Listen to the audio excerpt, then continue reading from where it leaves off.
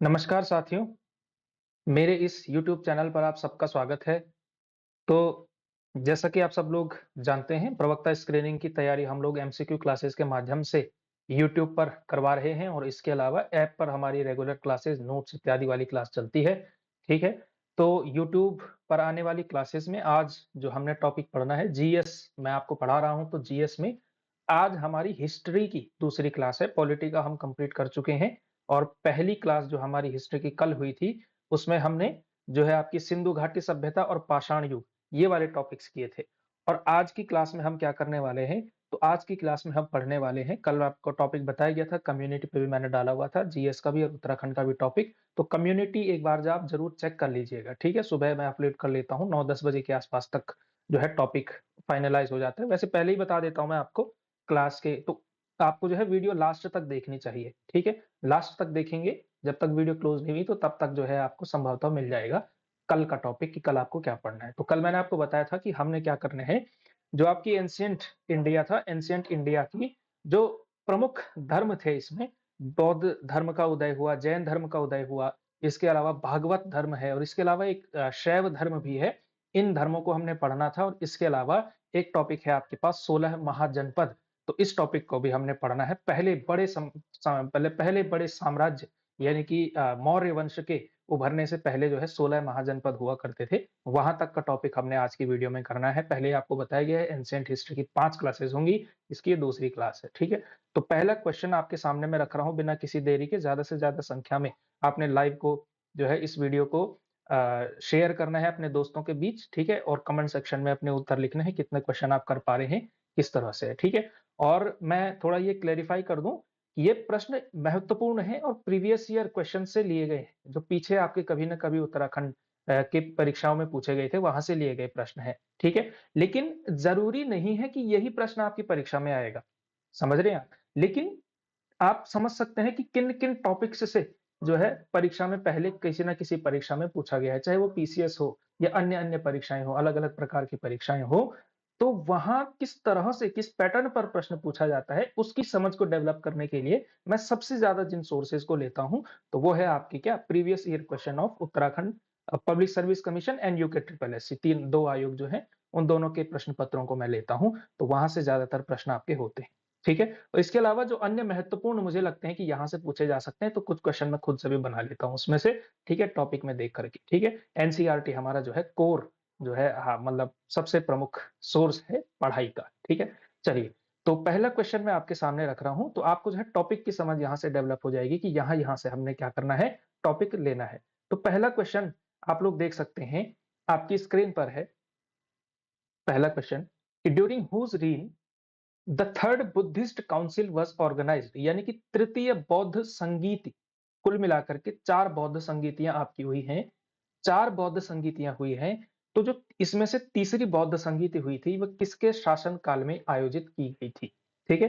जो थर्ड जो Buddhist council हुई थी, तृतीय बौद्ध संगीति, वो किसके शासन काल में आयोजित हुई थी? ए अशोक, बी अ, कालाशोक, सी कनिष्क या फिर डी अजातशत्रु।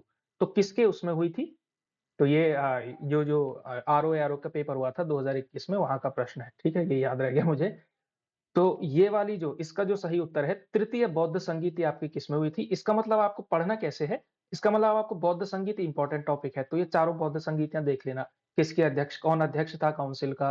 किसके शासन काल में हुई? कब हुई? और थोड़ा बहुत ये कि उसमें उसका जो है मुख्य निकला क्या उस जो है मतलब काउंसिल के निष्कर्ष क्या थे लास्ट में?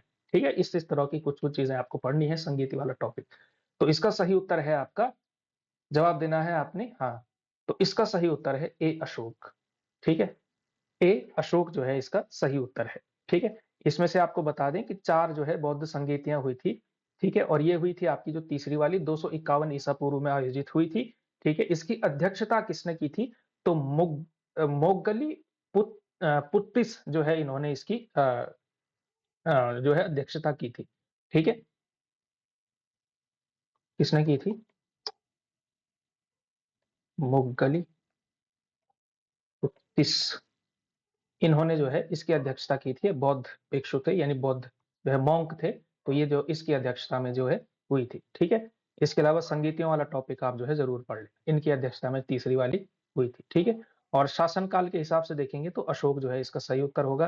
पहली जो हुई थी, जो पहली बौद्ध संगीति हुई थी वो जो है महाकश्यप के जो है शासनकाल में, सॉरी, महाकश्यप उसके यानी अध्यक्ष थे, ठीक है। किसके शासनकाल में हुई थी? तो अजातशत्रु के शासनकाल में पहली हुई थी। दूसरी हुई थी वैशाली में, जो कि कालाशोक के शासनकाल में हुई थी और सब्बकामी उसके अध्यक्ष थे। और चौथी वाली, तीसरी वाली ये हो गई अशोक के शासनकाल वाली, और चौथी हो गई आपकी कौन सी? कनिष्क का शासनकाल वाली, ठीक है। तो थोड़ा अगर आपको ये भी क्रम याद रहे तो भी जो आपका जो है काम हो जाएगा कि किस क्रम में जो है सम्राट आए हैं, उस हिसाब से भी आपका काम हो सकता है। Which one of the following place was not associated with Buddhism, यानी कि निम्नलिखित में से कौन सा स्थल बौद्ध धर्म से संबंधित नहीं था? कौन सा जो है बौद्ध धर्म से संबंधित स्थल नहीं है? ठीक है, श्रवण बेलगोला, लुम्बिनी, सारनाथ या फिर कुशीनगर। तो कौन सा इसमें से जो है बौद्ध धर्म से संबंधित नहीं है? तो कौन सा नहीं है? कौन सा नहीं है? ये वाला जो है आपका ना ए, श्रवण बेलगोला, ये वाला जो स्थान है ये बौद्ध धर्म का नहीं बल्कि ये जैन धर्म से संबंधित है और ये कर्नाटक में ये स्थल है, ठीक है। तो इसका सही उत्तर ये वाला है, ठीक है। तो प्रमुख स्थल भी आपको याद रखने हैं कि किस स्थल पर क्या हुआ था। जैसे सारनाथ में पहला उपदेश दिया था, ठीक है। तो इस तरह से लुम्बिनी में पैदा हुई थी, कुशीनगर का अपना महत्व है बुद्धिज्म में, ठीक है। इस तरह से चीजें आपको याद रखनी पड़ती हैं। श्रवण बेलगोला इसका सही उत्तर है, वो जैन धर्म से संबंधित है। अगला प्रश्न देखिए, the second Buddhist council was held at, यानी कि द्वितीय बौद्ध संगीति आयोजित हुई थी, कहाँ आयोजित हुई थी? जो सेकंड काउंसिल हुई थी, अगेन काउंसिल वाले प्रश्न जो है आपने जरूर करने हैं, यहाँ से ये हॉट फेवरेट क्वेश्चन होता है बुद्धिज्म का, चार संगीतियों का, ठीक है। तो जो सेकंड बुद्धिस्ट काउंसिल हुई थी वो कहाँ हुई थी? तो हुई थी आपकी, मैंने पहले भी कहा आपको, सुबुकामी की अध्यक्षता में हुई थी और जो है कालाशोक के शासनकाल में हुई थी। और कहाँ हुई थी? तो वैशाली में हुई थी, ठीक है। तो इसका सही उत्तर है आपका ए, वैशाली में हुई थी, ठीक है। अध्यक्ष कौन थे? तो सुबुकामी जो है अध्यक्ष थे। सुबुकामी कौन थे? अध्यक्ष थे, ठीक है। और शासन उस समय पे किसका था? शासन किसका था? कालाशोक का शासन था, ठीक है। इनका जो है शासन काल था। तो ये चारों जो है बौद्ध संगीतियां आपने तैयार रखनी है। अगला प्रश्न देखिए, कनिष्क जो था, कनिष्क बौद्ध धर्म की किस शाखा का अनुयायी था? जो कनिष्क था वो बौद्ध धर्म की किस शाखा का अनुयायी था? तो कनिष्क जो है किस शाखा का अनुयायी था? ए हीनयान, बी महायान, सी वज्रयान या फिर डी उपरोक्त में से कोई, यानी मतलब नन ऑफ द अबव। तो जो आपका कनिष्क था, कनिष्क जो है आपका किसका जो है अनुयायी था, किस शाखा का अनुयायी था? तो वो था आपका महायान का अनुयायी, ठीक है। बौद्ध धर्म की दो प्रमुख शाखाएं आई, एक जो है हीनयान कहलाती है, दूसरी महायान कहलाती है, ठीक है। वज्रयान इसी के अंदर एक धारा है, ठीक है। और इन्हीं के जो उपासक, इन्हीं को जो है यानी वज्रयान को मानने वालों को क्या कहा जाता है? सिद्ध कहा जाता है, ठीक है। ये अलग चीज है हालांकि, लेकिन कनिष्क वाला पॉइंट आप याद रखिएगा। कनिष्क जो है महायान शाखा का क्या था? फॉलोवर था, यानी कि बौद्ध धर्म के अंदर वो महायान शाखा को मानता था, ठीक है। अगला प्रश्न, eight which place Gautam Buddha got enlightenment, यानी कि गौतम बुद्ध को किस स्थान पर ज्ञान की प्राप्ति हुई? ठीक है, किस स्थान पर गौतम बुद्ध को ज्ञान की प्राप्ति होती है? ए गया, ठीक है, बी लुम्बिनी, सी सारनाथ या फिर डी कुशीनगर। तो किस स्थान पर जो है गौतम बुद्ध को ज्ञान की प्राप्ति हुई? ये आसान प्रश्न है और ये सभी को आता होगा, ठीक है। तो जितने भी लोग सी जवाब दे रहे हैं उनका जवाब ठीक है, ठीक है। तो गौतम बुद्ध को किस स्थान पर ज्ञान की प्राप्ति हुई थी? तो वो प्राप्ति हुई थी आपकी, नहीं सॉरी, गलत है, सारनाथ वाला गलत है। गया पे जो है ज्ञान की प्राप्ति हुई थी, पहला उपदेश उन्होंने सारनाथ में दिया था, सॉरी, ठीक है। तो गया जो है इसका सही उत्तर होगा, ठीक है, थोड़ा मिस्टेक हो गया। सारनाथ में पहला उपदेश दिया था, सारनाथ में उपदेश दिया था, गया में क्या हुई थी? ज्ञान की प्राप्ति हुई थी, ठीक है। हाँ तो ए वाले ठीक है भाई, सॉरी, ज्ञान की प्राप्ति हुई थी, ठीक है। तो ये थोड़ा सा ध्यान रख लेना, मैं भी थोड़ा कैरिड अवे हो गया। तो गौतम बुद्ध को किस स्थान पर ज्ञान की प्राप्ति हुई? तो गया पे, गया जो है जो बिहार में है, गया में जो है उनको ज्ञान की प्राप्ति हुई थी, ठीक है। सारनाथ में इन्होंने पहला उपदेश दिया था, ठीक है, ये थोड़ा ध्यान रख लेना, ठीक है। तो ए जो है इसका सही उत्तर है, ए जो है सही उत्तर होगा इसका, ठीक है। हाँ, और जिस दिन गौतम बुद्ध को ज्ञान की प्राप्ति हुई उसी दिन, उस दिन को जो है बुद्ध पूर्णिमा के रूप में मनाया जाता है, ठीक है ना। हाँ, इसके अलावा गौतम बुद्ध से रिलेटेड दो तीन शब्द आप जरूर ध्यान रखिएगा, मेरे अभी आ गया ध्यान में, ठीक है। तो मैं इसको यहीं पे लिख लेता हूं इधर की तरफ। एक शब्द है इनसे संबंधित, ये जरूर ध्यान रखिएगा, महाभिनिष्क्रमण। अंग्रेजी में भी यही कहेंगे, ठीक है, प्रॉपर नाउन को कुछ नहीं कहा जाता। महाभिनिष्क्रमण का मतलब है जिस दिन उन्होंने घर त्यागा था ना, घर त्यागा था, गृह त्याग जिस दिन गौतम बुद्ध ने किया था उसको कहा जाता है महाभिनिष्क्रमण। और महापरिनिर्वाण कहा जाता है, महापरिनिर्वाण ये कहा जाता है जिस दिन गौतम बुद्ध ने शरीर त्याग किया था, यानी जिस दिन गौतम बुद्ध की मृत्यु हुई थी, तो उस घटना को कहा जाता है महापरिनिर्वाण। और महाभिनिष्क्रमण यानी घर त्याग, यानी गृह त्याग। ठीक है, ये जरूर ध्यान रखिएगा आप, ये कुछ शब्द हैं जो गौतम बुद्ध से रिलेटेड है, पूछे जाने की संभावना होती है। ठीक है, 29 वर्ष की अवस्था में उन्होंने घर छोड़ा था, तो ये थोड़ा सा ध्यान रखिएगा। ठीक है, अगला प्रश्न देखिए आप कि कहा गया,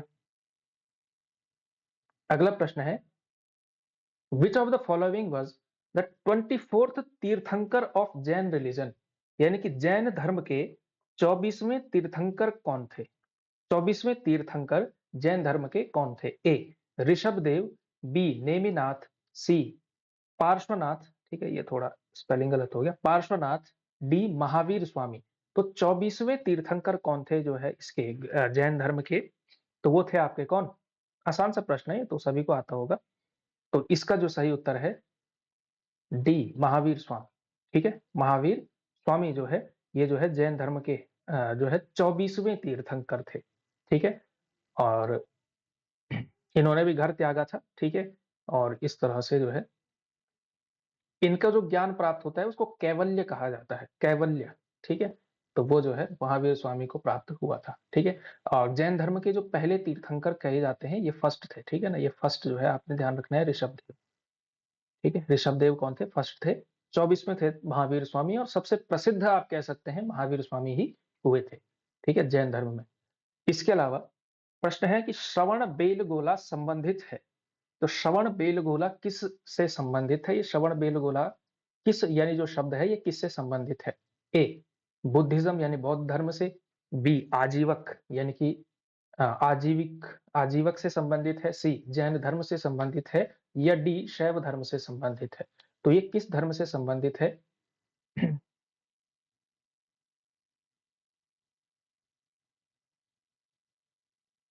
तो ये संबंधित है आपका किससे? ये पहले भी प्रश्न आ चुका है। श्रवण बेलगोला जो है जैनिज्म से रिलेटेड है। ठीक है, श्रवण बेलगोला दरअसल एक स्थान है, कर्नाटक में ये एक स्थान है। ठीक है, और कर्नाटक में ये दूसरे तरीके से भी ये प्रश्न पूछा जा सकता है। ठीक है, कि श्रवण बेलगोला क्यों प्रसिद्ध है? ये क्यों प्रसिद्ध है? क्योंकि जो पहले मौर्य सम्राट हुए चंद्रगुप्त मौर्य, कौन हुए? चंद्रगुप्त मौर्य हुए। चंद्रगुप्त मौर्य ने जब जैन धर्म स्वीकार किया, चंद्रगुप्त मौर्य ने जैन धर्म स्वीकार किया था। ठीक है, तो वे कहां तपस्या करने गए थे? तो जहां वे तपस्या करने गए थे उस स्थान का नाम है श्रवण बेलगोला, यानी वो श्रवण बेलगोला यहाँ जो है क्या करने गए थे? तपस्या करने गए थे। ठीक है, इस वजह से यह स्थान बड़ा प्रसिद्ध है। ठीक है, और इसी स्थान पर जो है अंत में चंद्रगुप्त मौर्य की मृत्यु हो गई थी। ठीक है, तो अंत में उन्होंने जो चंद्रगुप्त मौर्य थे उन्होंने जैन धर्म स्वीकार किया था।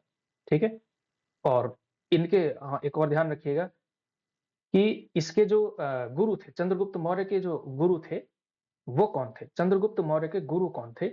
तो भद्रबाहु नाम के एक जैन साधु थे। कौन थे? भद्रबाहु, भद्रबाहु। इनकी शिष्यता इन्होंने ग्रहण की। ठीक है, शिष्य, शिष्य किसके थे? भद्रबाहु नाम के जैन साधु के थे, और वहां जो है श्रवण बेलगोला चंद्रगुप्त मौर्य से भी रिलेटेड है। ठीक है, यही उनकी मृत्यु भी हुई थी। अगला प्रश्न देखिए, गौतम बुद्ध ने कुशीनगर में अपना अंतिम उपदेश किसे दिया था? ठीक है, तो ये भी बड़ा प्रसिद्ध है कि उन्होंने पहला उपदेश, अंतिम उपदेश जो है किसको दिया था? ठीक है, तो चूंकि कुशीनगर जो था उस समय कुशीनारा के नाम से प्रसिद्ध था।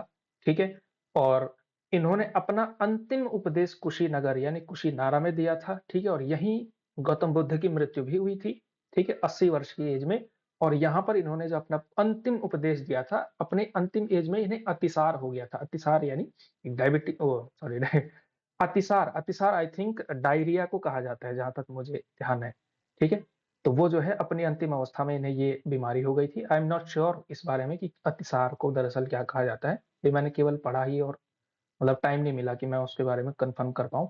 तो हाँ, तो किसको जो है इन्होंने अंतिम जो है अपना वो दिया था, अंतिम उपदेश किसको दिया था? तो इन्होंने अंतिम उपदेश दिया था सुभद्द नाम के जो है अपने परिव्राजक को अंतिम उपदेश दिया था।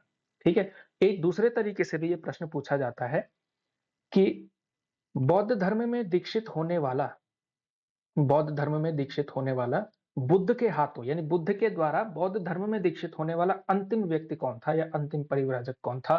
तो वो थे सुभद्द नाम का जो है ये जो है मॉन्क। ठीक है, मॉन्क तो बाद में बना होगा। तो सुभद्द नाम का व्यक्ति जो थे इन्होंने अंतिम उपदेश गौतम बुद्ध का पाया था। ठीक है, अगला प्रश्न देखिए। The first tirthankar of Jain religion was, again हमने ये कर चुके हैं, the first tirthankar of Jain religion was कौन? ऋषभदेव। ठीक है, अगला प्रश्न, which philosophy is associated with Mahayana Buddhism? ठीक है, कौन सा दर्शन महायान बौद्ध धर्म से संबंधित है? तो कौन सा दर्शन जो है महायान बुद्धिज्म से रिलेटेड है? तो कौन सा दर्शन है? ए आपका जो है वैभाषिक, बी है सौत्रांत्रिक, ठीक है, सौत्रांत्रिक, सी शून्यवाद, या फिर डी स्यादवाद। ठीक है, तो ये जो महायान वाली जो धारा है, महायान का जो आपका जो फिलॉसफी है, महायान से रिलेटेड जो फिलॉसफी है, उस दर्शन को कहा जाता है शून्यवाद। क्या कहा जाता है? शून्यवाद कहा जाता है। ठीक है, और दर्शन के अंदर नहीं जाएंगे कि शून्यवाद क्या कहता है, उसके लिए आप जो है किसी फिलॉसफी के टीचर के पास जाकर के वो सब पढ़ सकते हैं, आपके लिए जीएस में उतना करने की जरूरत नहीं है। ठीक है, लेकिन शून्यवाद का जो दर्शन दिया था वो किसने दिया था? तो वो नागार्जुन नाम के एक यानी मॉन्क हुए, परिव्राजक हुए, बौद्ध साधु हुए, नागार्जुन नाम के बहुत बड़े दार्शनिक के रूप में इनको याद किया जाता है। ठीक है, तो शून्यवाद की जो है इन्होंने फिलॉसफी दी थी। ठीक है, तो महायान के प्रवर्तक आए या फिर शून्यवाद दर्शन देने वाले आए, तो किसने दिया था? तो इन्होंने ही दिया था। ठीक है, तो दो जो है महायान के फिर दो धाराएं बनी, एक माध्यमिक शून्यवाद, एक योगाचार विज्ञानवाद बना, वो अलग चीज है। लेकिन जो है महायान जो है किसने स्थापित किया? नागार्जुन ने स्थापित किया, ये आप जरूर याद रखेंगे। ठीक है, शून्यवाद जो है महायान की फिलॉसफी है। अगला प्रश्न देखिए, where was Mahavira born? Mahavira का जन्म कहाँ हुआ था? ठीक है, महावीर का जन्म कहाँ हुआ था? तो महावीर का जन्म कहाँ हुआ था? पावापुरी में, गया में, लुम्बिनी में, या फिर वैशाली में। यानी प्रमुख स्थान भी आपको जो है धर्मों से रिलेटेड याद रखने हैं। ठीक है, खासकर जन्म, मृत्यु, ज्ञान कहाँ प्राप्त हुआ, कहाँ कब गए, ये 3-4 स्थान है, बहुत प्रसिद्ध हैं। ठीक है, चाहे जैन धर्म हो, बौद्ध धर्म हो। लुम्बिनी तो आप लोग जानते हैं गौतम बुद्ध की जो है जन्मस्थली है। तो डी जो वैशाली है, वैशाली में जो है महावीर स्वामी जी का जन्म हुआ था। ठीक है, डी इसका सही उत्तर होगा। ठीक है, डी वाले ठीक है, डी डी। ठीक है, और गया हमने जाना कि जहां उनको ज्ञान प्राप्त हुआ था गौतम बुद्ध को। ठीक है, अगला प्रश्न देखिए,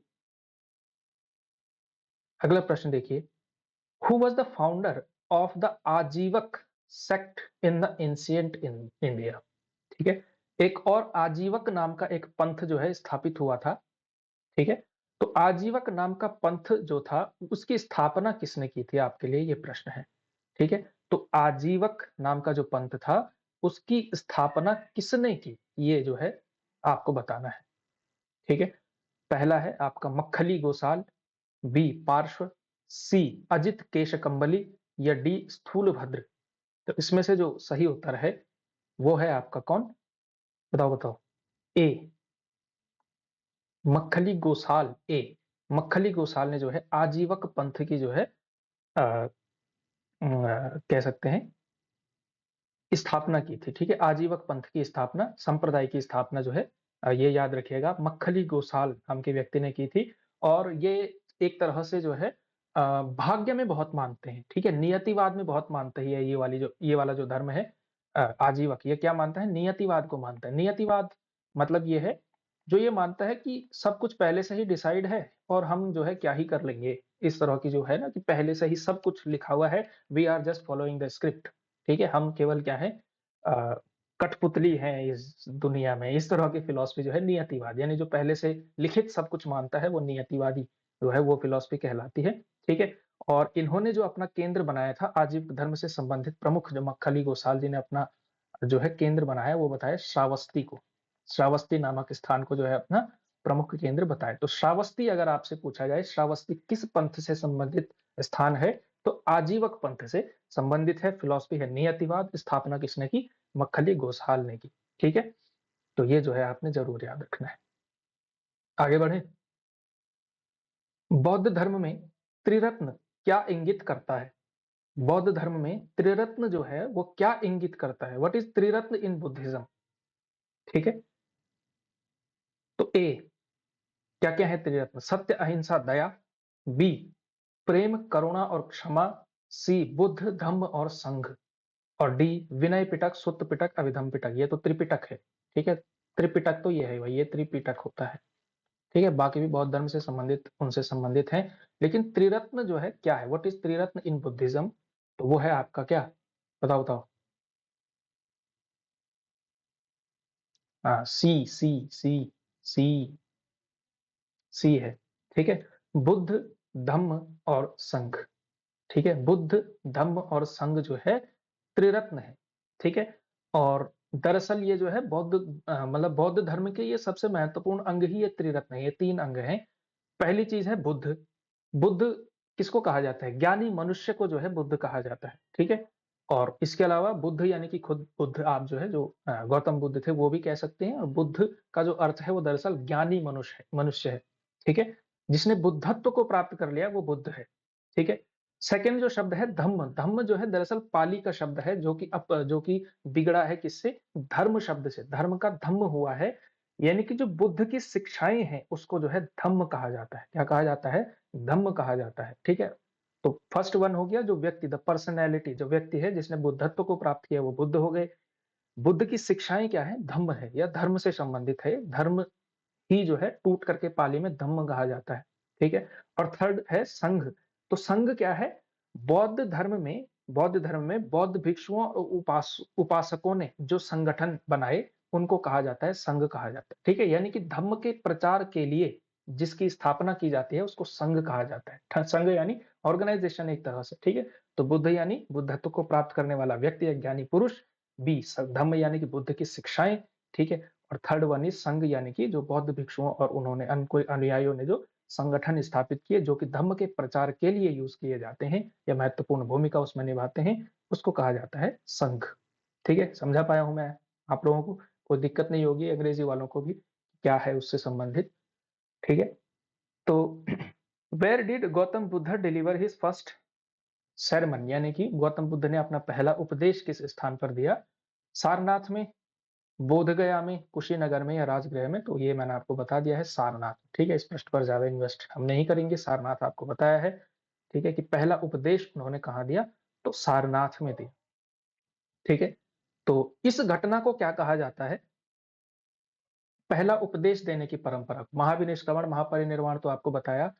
इसको जो कहा जाता है, इसके लिए शब्द है इस घटना के लिए धर्म चक्र प्रवर्तन। क्या कहा जाता है? धर्म चक्र प्रवर्तन, ठीक है? अंग्रेजी में भी यही कहेंगे, ठीक है? अंग्रेजी वाले कोई अलग सा नाम ढूंढने की कोशिश न करें, प्रयास व्यर्थ है, ठीक है? इसको कहा जाता है धर्म चक्र प्रवर्तन, ठीक है? यानी कि धर्म के चक्र का प्रवर्तन, प्रवर्तन यानी कि शुरुआत होना, ठीक है? तो प्रवर्तन यानी कि स्टार्ट होना या स्थापना होना, तो धर्म चक्र की जो है स्थापना होना, इस घटना को जहां उन्होंने अब जिसना पहला उपदेश दिया, इस घटना को क्या कहा जाता है? ये जो इवेंट हुआ उसको कहा जाता है धर्म चक्र प्रवर्तन, ठीक है? ये शब्द भी पूछे जा सकते हैं आपसे, ठीक है? तो धर्म चक्र प्रवर्तन इस घटना को कहा जाता है, ठीक है? अगेन देखिए अगला प्रश्न जो है आपसे पूछा गया है कि नागार्जुन किस बौद्ध संप्रदाय से संबंधित थे? श्रोत्रांत्रिक, श्रोत्रांतिक होना चाहिए था, ठीक है? श्रोत्र से बना है, श्रोत्रांतिक, वैभाषिक, माध्यमिक या फिर योगाचार। तो जो आपके नागार्जुन जो कि फिलोसफर थे, बुद्ध फिलोसफर थे, वो जो है आपके किसके संबंधित थे? तो माध्यमिक शून्यवाद से संबंधित थे, ठीक है? ध्यान रखिएगा माध्यमिक, जिसको जो है शून्यवाद भी कहा जाता है। नागार्जुन किससे संबंधित थे? माध्यमिक से संबंधित थे, ठीक है? माध्यमिक शून्यवाद, माध्यमिक और शून्यवाद जो है इसके जो है प्रवर्तक थे नागार्जुन। तो सी जो है इसका उत्तर होगा, ठीक है? इसके लिए एक और शब्द चलता है जिसको सापेक्षवाद भी कहा जाता है, ठीक है? सापेक्षवाद भी इसके लिए शब्द चलता है, सापेक्षवाद भी इसके लिए एक शब्द और चलता है इसी फिलॉसफी को, ठीक है? माध्यमिक इसको तो है सापेक्षवाद, ठीक है? सापेक्षवाद यानी रिलेटिविज्म, शायद सही मैं कर पा रहा हूँ क्योंकि सापेक्षता को कहा जाता है रिलेटिविटी, ठीक है? रिलेटिविटी, तो रिलेटिविज्म अगर इस तरह का एक शब्द हो सकता है तो सापेक्षवाद के लिए शब्द चल सकता है। ठीक है, एक और नाम इसका मिल गया नागार्जुन। ध्यान रखिएगा, बहुत महत्वपूर्ण जो है बौद्ध धर्म के व्यक्ति हुए। निम्नलिखित मंदिरों में कौन सा 12 ज्योतिर्लिंगों में सम्मिलित है? आसान सा प्रश्न है। बागनाथ, तुंगनाथ, कल्पेश्वर, केदारनाथ। ठीक है, ये सभी को आता है, इसमें ज्यादा इन्वेस्ट नहीं करेंगे हम लोग, ज्यादा समय नहीं गवाएंगे। तो डी जो है केदारनाथ जो है 12 ज्योतिर्लिंगों में से एक है। ठीक है, ये शैव धर्म से संबंधित है, 12 ज्योतिर्लिंगों में से शामिल है। ठीक है, अन्य ज्योतिर्लिंग भी आप थोड़ा सा देख लेंगे तो आसान रहेगा। ठीक है, जैसे ओंकारेश्वर है, महाकालेश्वर है, या फिर जो सोमनाथ है गुजरात का, ठीक है, त्र्यंबकेश्वर है, और अन्य अन्य है, जैसे केदारनाथ है, केदारनाथ तो है ही, यहाँ स्थित है। और इसके अलावा रामेश्वरम है। इतने मुझे याद आ रहे हैं इसमें से। ठीक है, जैसे जो कि एक वहां भी तो है झारखंड, बैजनाथ शायद, बैजनाथ है शायद, एक और है, हाँ, वो भी शायद ज्योतिर्लिंग है। तो इस तरह से जो है 12 ज्योतिर्लिंग आपने जो है याद रखने हैं। ठीक है, बैजनाथ भी है, हाँ। अगला क्वेश्चन देखते हैं। ठीक है, तो ये जो है आप थोड़ा ज्योतिर्लिंग ध्यान रखिएगा कि कहाँ कहाँ पे, एकदम रटने की जरूरत नहीं है, लेकिन कम से कम ऑप्शन देख करके आप एलिमिनेट कर पाए। हो सकता है इस बार इस प्रश्न में केदारनाथ पूछ लिया, आसान सा। हो सकता है कुछ अलग सा पूछ लिया जाए जो आपको ध्यान ना हो। तो ध्यान रखिएगा कि 12 ज्योतिर्लिंग कहाँ कहाँ पर हैं, उनका नाम क्या क्या है। ठीक है, एग्जैक्टली रटा हुआ ना भी हो, एक सांस में आप ना भी बोल पाए, लेकिन तब भी ऑप्शन एलिमिनेट करके देख लें कि हाँ इसमें से ये वाला नहीं है। ठीक है, और कहाँ है थोड़ा ये भी ध्यान रखेंगे तो अच्छा रहेगा। ठीक है, 7-8 भी याद रहेंगे तो 2-3 आप जो है जुगाड़ करके बना सकते हैं। ठीक है, जैसे महाकालेश्वर सबको पता है, उज्जैन में है। ठीक है, तो वो इस तरह से निम्नलिखित मंदिरों में से कौन सा 12 ज्योतिर्लिंगों में सम्मिलित है? अच्छा, ये क्वेश्चन रिपीट हो गया। अच्छा, यहाँ है केदारनाथ। ठीक है, योग के आविष्कारक कौन थे? इन्वेंटर ऑफ योग, योग के आविष्कारक कौन थे? आर्यभट्ट, चरक, पतंजलि या रामदेव? ठीक है, चौथा ऑप्शन देख के दो। योग के आविष्कारक कौन थे? ठीक है, अब डी तो नहीं ही थे ठीक है ना, रामदेव तो नहीं ही है भाई, है ना। कहीं पता चले कि नहीं नहीं हमने तो टीवी पे आस्था पे उन्हीं को देखा, तो हमारे लिए तो आविष्कारक वही है, ऐसा नहीं है। योग के आविष्कारक थे आपके पतंजलि। ठीक है, पतंजलि कंपनी का भी नाम है। ठीक है, जो कि महर्षि पतंजलि के नाम पे ही रामदेव ने शुरू की है। ठीक है, और बहुत बड़ा साम्राज्य स्थापित किया है रामदेव ने, बाबा रामदेव ने अपना। ठीक है, तो योग के आविष्कारक दरअसल पतंजलि थे। ठीक है, माने जाते। चरक इससे व्यक्ति अलग हैं, आर्यभट्ट तो गणितज्ञ थे। हिंदू पौराणिक कथा के अनुसार समुद्र मंथन हेतु किस सर्प ने रस्सी के रूप में स्वयं को प्रस्तुत किया? अब देखो आप क्या प्रश्न है।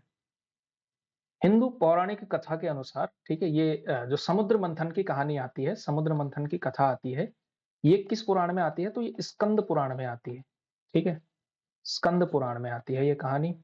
ठीक है, समुद्र मंथन की, समुद्र मंथन स्कंद पुराण का जो है, मतलब जनरली यहाँ आती है, अन्य अन्य जगहों पर भी होगी, बाद में जो ग्रंथ लिखे जाएंगे उसमें तो अन्य रेफरेंस आएगा ही, लेकिन स्कंद पुराण से।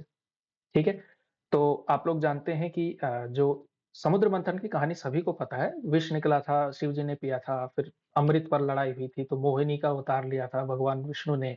इसके अलावा कामधेनु वहां से निकली थी, धनवंतरी निकले थे, लक्ष्मी जी निकली थी, कल्प वृक्ष कह रहा हूं, पारिजात वृक्ष निकला था।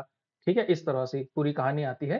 तो उसमें क्या हुआ था, पर्वत को, मतलब जो मंथन करने के लिए सांप ने कहा था कि मुझे यूज करो आप, तो एक साइड देवताओं ने पकड़ा, एक साइड राक्षसों ने पकड़ा, और फिर जो है समुद्र मंथन हुआ था। तो कौन सा सर्प था वो, ये जो है आपके लिए प्रश्न है। ठीक है, तो कौन सा प्रश्न मतलब कौन सा जो है सांप था वो, तो वो था आपका वासुकी नाग। ठीक है, कौन सा नाग था? वासुकी नाग था। ठीक है, नाग वासुकी था। ठीक है, अज्ञेय की एक कविता है, कवि हुए हैं अज्ञेय, उनका एक असाध्य वीणा कविता है, उसमें वासुकी नाग का भी आता है। वासुकी नाग के बारे में एक और मिथक चलता है कि वासुकी नाग जो है इस दुनिया का जो है सबसे बड़ा जो है सर्प है, और इस तरह के जो है अन्य अन्य मिथक इससे संबंधित हैं, सर्पों के और नागों से संबंधित तो हैं ही। तो वासुकी नाग था जिसने समुद्र मंथन हेतु रस्सी के रूप में स्वयं को प्रस्तुत किया था। ठीक है, समुद्र मंथन आप लोग जानते ही हैं। ठीक है, अच्छा, वो पर्वत कौन सा था? पर्वत कौन सा था? वो था आपका मंदराचल, मंदराचल पर्वत था। ठीक है ना, ये पर्वत था। चलिए अगला क्वेश्चन देखें। श्रीमद् भागवत गीता मौलिक रूप से किस भाषा में लिखी गई थी? सभी को पता है, संस्कृत में लिखी गई थी। आगे बढ़ेंगे। मीमांसा के प्रणेता कौन थे? ये मीमांसा दर्शन है, मीमांसा के प्रणेता दरअसल कौन थे? तो बताना है आपने मीमांसा के प्रणेता। ए कणाद, वशिष्ठ, विश्वामित्र या फिर जैमिनी? तो मीमांसा के प्रवर्तक कौन थे? मीमांसा के प्रवर्तक थे जैमिनी। ठीक है ना? मीमांसा के प्रवर्तक कौन थे? तो जैमिनी थे। ठीक है? हाँ,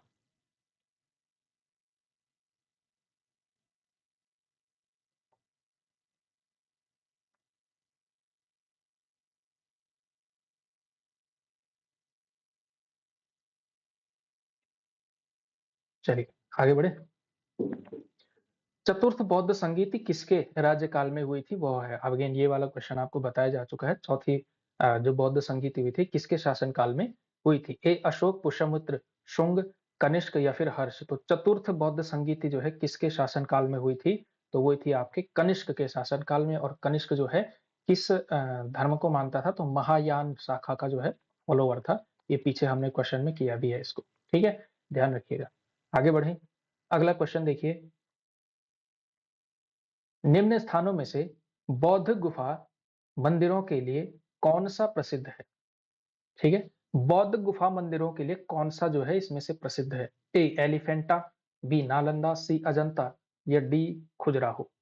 तो बौद्ध के गुफा मंदिरों यानी बौद्ध गुफा मंदिरों के लिए इसमें से कौन सा स्थान जो है प्रसिद्ध है?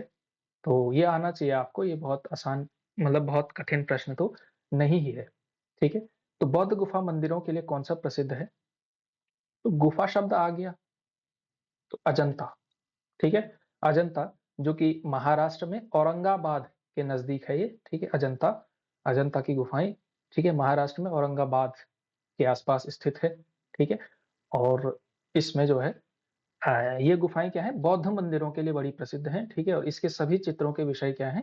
गौतम बुद्ध की जीवन कथाओं से रिलेटेड सारे के सारे जो है आपको इसके संबंध में चित्र मिलते हैं। ठीक है, तो अजंता जरूर आप ध्यान रखिएगा। इसका मतलब क्या है, अजंता भी क्या है, बौद्ध धर्म से संबंधित स्थान है। ठीक है, बौद्ध मंदिर मिलते हैं और चित्र मिलते हैं बौद्ध से बौद्ध धर्म से संबंधित। भागवत धर्म का ज्ञात सर्वप्रथम अभिलेखीय साक्ष्य क्या है? ठीक है, कि भागवत धर्म का अभिलेखीय साक्ष्य कह रहा है। ठीक है, रिटर्न साक्ष्य नहीं, अभिलेखीय साक्ष्य। ठीक है, तो इसमें से अभिलेखीय साक्ष्य कौन सा है भागवत धर्म का? ठीक है, अंग्रेजी में अभिलेख को क्या कहेंगे? अभिलेख मतलब जो उस तरह से लिखा जाता है। ठीक है, स्तंभ हो सकता है या शिला पर हो सकता है, इस तरह से। तो फर्स्ट, समुद्रगुप्त की प्रयाग प्रशस्ति, बी गौतमी बलश्री का नासिक अभिलेख, सी देशनगर का गरुड़ स्तंभ या फिर डी धनवेद का अयोध्या अभिलेख?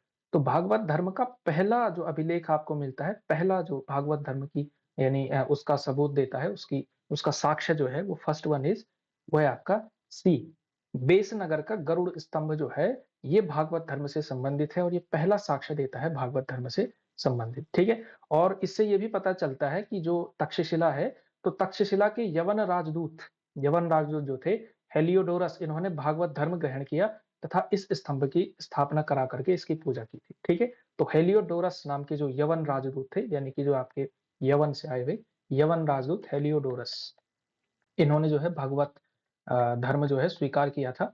और इसकी जो है स्थापना या फिर इसको जो है स्थापित कराई, इसकी पूजा किसने कराई थी? गरुड़ स्तंभ की हेलियोडोरस ने स्थापित करवाया था, जो कि एक यवन जो है प्रिंस था, राजपूत, सॉरी राजदूत था। ठीक है, इस तरह से। ठीक है, राजदूत प्रिंस नहीं, सॉरी राजदूत यानी एम्बेसडर था। ठीक है, तो वो है आपका। ठीक है, और आगे बढ़ते हैं। निम्नलिखित कथन ए और बी को पढ़ें और नीचे दिए गए कूट में से सही उत्तर का चयन करना है आपको। ठीक है, दो कथन आपको दिए जाएंगे, उसमें से आपको बताना। ए, विश्व के सभी भागों में ईसवी पूर्व 6वीं शताब्दी एक महान धार्मिक उथल पुथल का काल था। क्या ये कथन सही है? विश्व के सभी भागों में ईसवी पूर्व 6वीं शताब्दी एक महान धार्मिक उथल पुथल का काल था। ठीक है, और बी, वैदिक धर्म बहुत जटिल हो चुका था। ठीक है, तो क्या लगता है आपको, जो ये फर्स्ट कथन है क्या ये सही लगता है आपको? तो 6वीं शताब्दी जो है ना, 6वीं शताब्दी यानी कि 500 ईसा पूर्व वाली जो सदी थी, ये जो है केवल भारत ही नहीं बल्कि पूरी दुनिया के लिए जो है धार्मिक रूप से देखेंगे तो बहुत उथल पुथल का समय रहा भारत में। यहाँ पे इस समय जो है जैनिज्म बुद्धिज्म पनपा। ठीक है? इसके अलावा अन्य देशों अन्य दुनिया में भी अलग-अलग प्रकार के जो है धर्म जो है उभर रहे थे, ठीक है? और इसी में से बी वाला कथन तो सही ही लगता है कि वैदिक धर्म बहुत जटिल हो चुका था, तो दोनों ही सही लगते हैं आपको, ठीक है? ए और बी दोनों सही है, ठीक है? ए और बी दोनों सही है।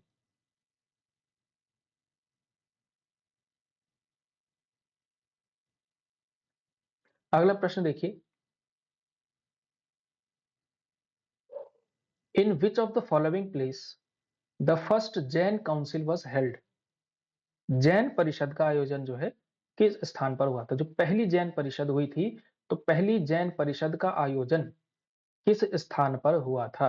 ठीक है, ए पाटलिपुत्र, बी वैशाली, सी मथुरा या डी उज्जैन। तो किस स्थान पर जो है जैन परिषद का जो है वो हुआ था? जैन संगीत भी कह सकते हैं, जैन परिषद कह सकते हैं, जैन महासभा, जो भी आप कहना चाहें, यानी कि जैन लोगों की पहली काउंसिल जो है किस स्थान पर हुई थी? ठीक है, तो पाटलिपुत्र में, वैशाली में, मथुरा में या फिर उज्जैन में। तो इसकी जो पहली हुई थी जैन धर्म की, तो वो हुई थी आपकी कहाँ? ए पाटलिपुत्र में, ठीक है? पाटलिपुत्र में जो है इसकी जो है पहली काउंसिल, जैन धर्म की पहली काउंसिल हुई थी लगभग 300 ईसा पूर्व। कब हुई थी? 300 ईसा पूर्व जो है हुई थी, और इसकी जो अध्यक्षता की थी वो स्थूलभद्र ने की थी, ठीक है? तो 300 ईसा पूर्व, और स्थूलभद्र जो है क्या थे? इसके अध्यक्ष थे, ठीक है?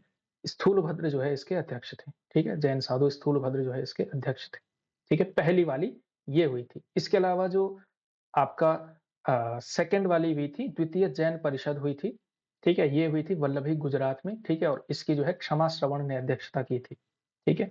तो ये जो है परिषदें जैन धर्म की भी आपने ध्यान रखनी है। अगला प्रश्न देखिए, महाभारत में कुनिंद नरेश किस नाम से जाने जाते हैं? अब देखो ये अब थोड़ा सा भागवत धर्म से संबंधित आ गया।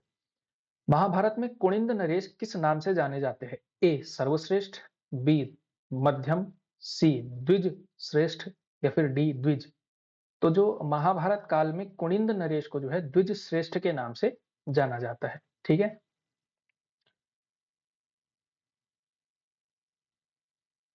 तो किसके रूप में? द्विज श्रेष्ठ के रूप में जाना जाता है, ठीक है? द्विज।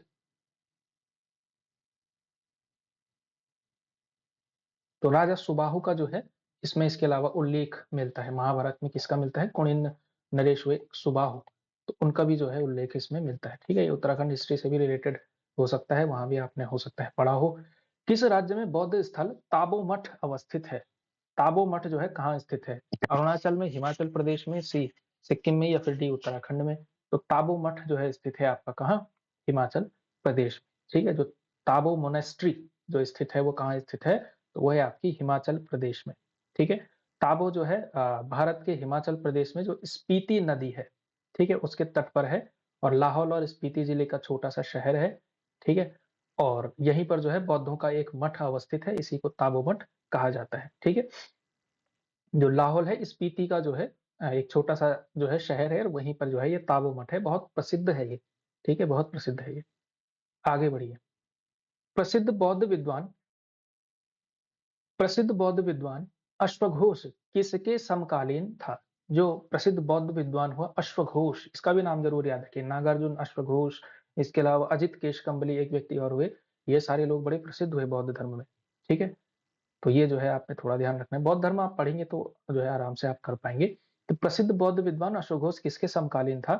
तो वो समकालीन था आपका किस राजा के समकालीन था? तो कनिष्क के समकालीन था, ठीक है? कनिष्क के समकालीन था।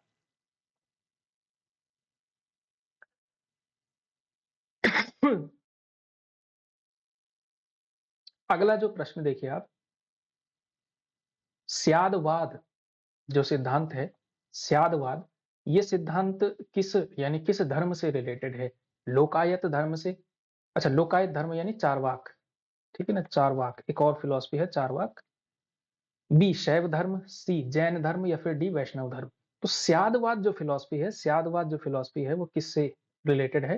तो वो जैन धर्म से रिलेटेड है।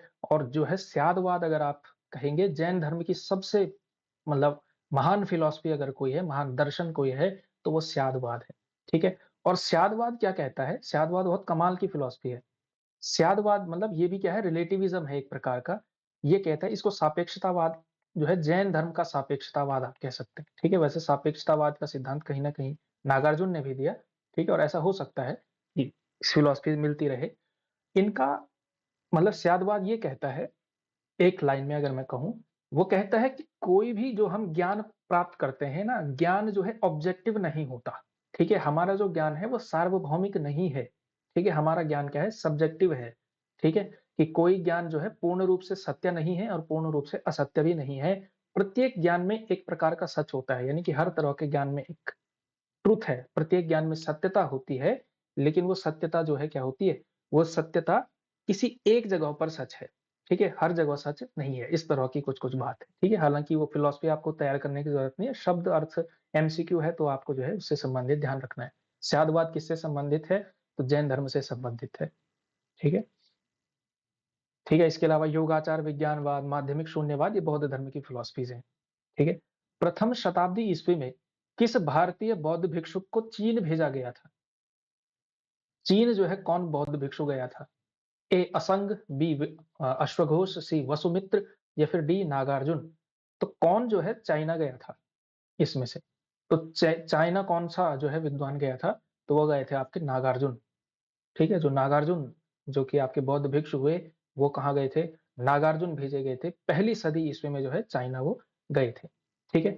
नागार्जुन जो आपका कनिष्क था, कुषाण वंशीय कनिष्क जो कि राजा हुआ, तो उसके दरबार में भी मतलब एक बहुत महान विभूति भी थे नागार्जुन, ठीक है? और जो जिन्होंने जो है माध्यमिक शून्यवादी की विचारधारा दी है, वो व्यक्ति, ठीक है?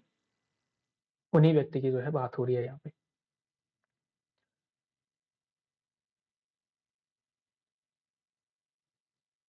गौतम बुद्ध ने अपनी मृत्यु के उपरांत बौद्ध संघ के नेतृत्व के लिए निम्न में से किसे नामित किया था?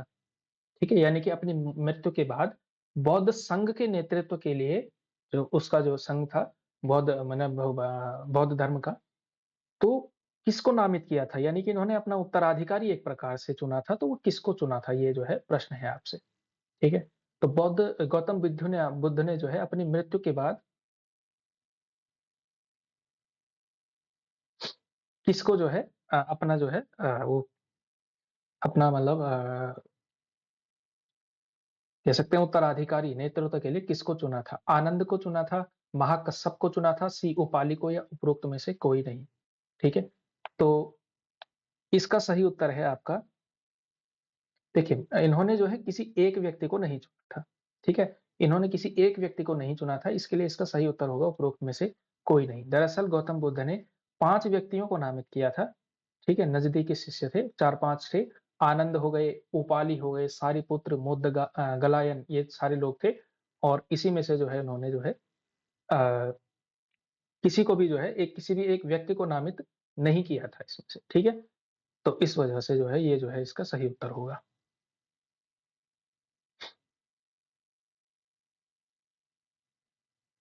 कौन से बौद्ध ग्रंथ में 16 महाजनपद का उल्लेख मिलता है? महाजनपद की प्रश्न तो ज़रूर तैयार रखिएगा।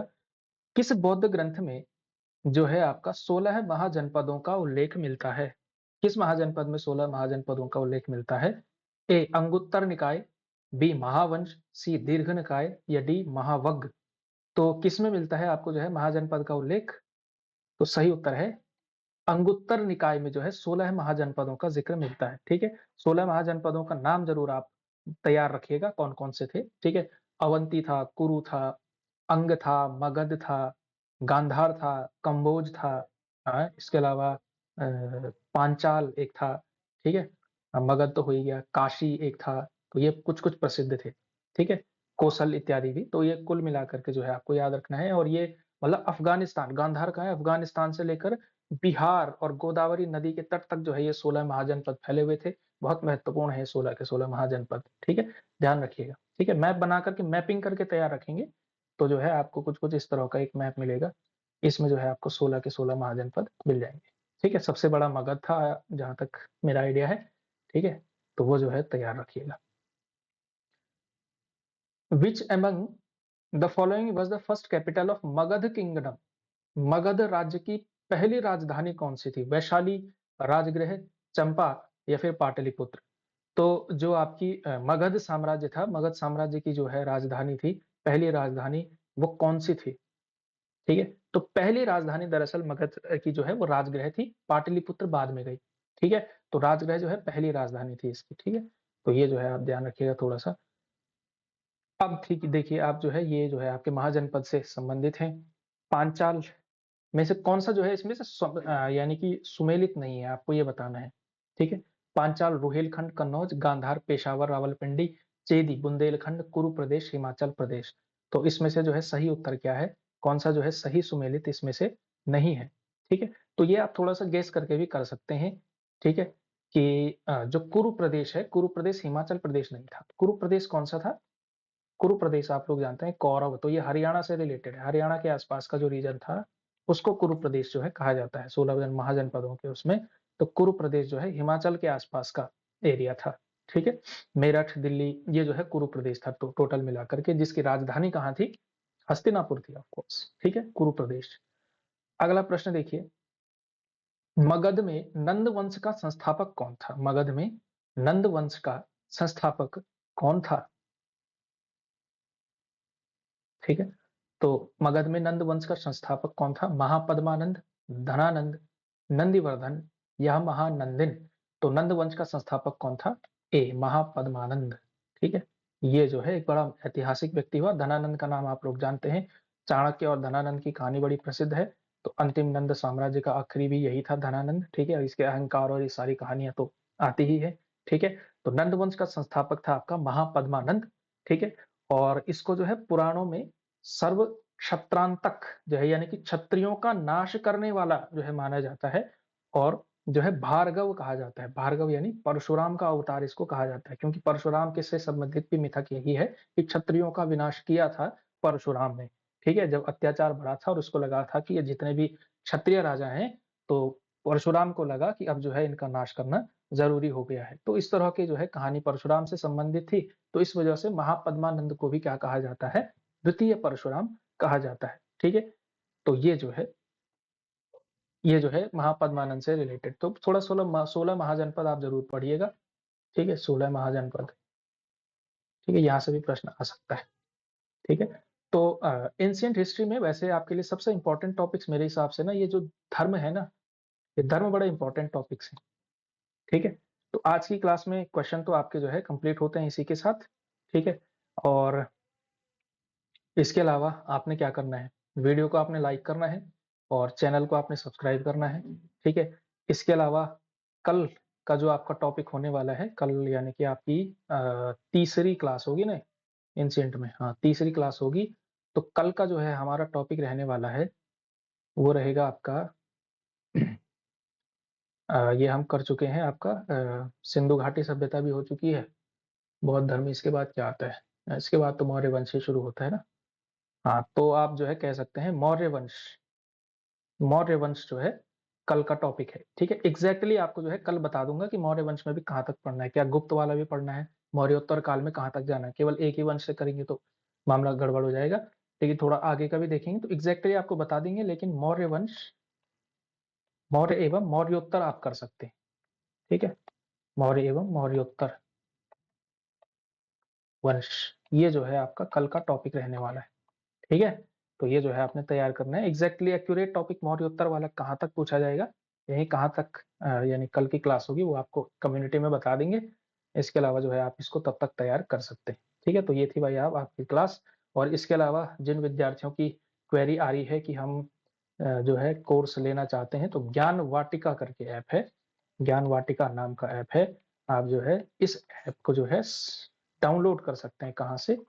प्ले स्टोर से। ठीक है, जो गूगल प्ले स्टोर है, जहां से आप सारे ऐप डाउनलोड करते हैं, जहां से आपने व्हाट्सएप भी डाउनलोड किया होगा, वहीं से जो है आपको ज्ञान वाटिका भी डाउनलोड करके जो है वहां पर आप कोर्स ले सकते हैं। ठीक है, आपका जो स्क्रीनिंग का कोर्स है वो अभी आपको 1500 में दिख रहा होगा।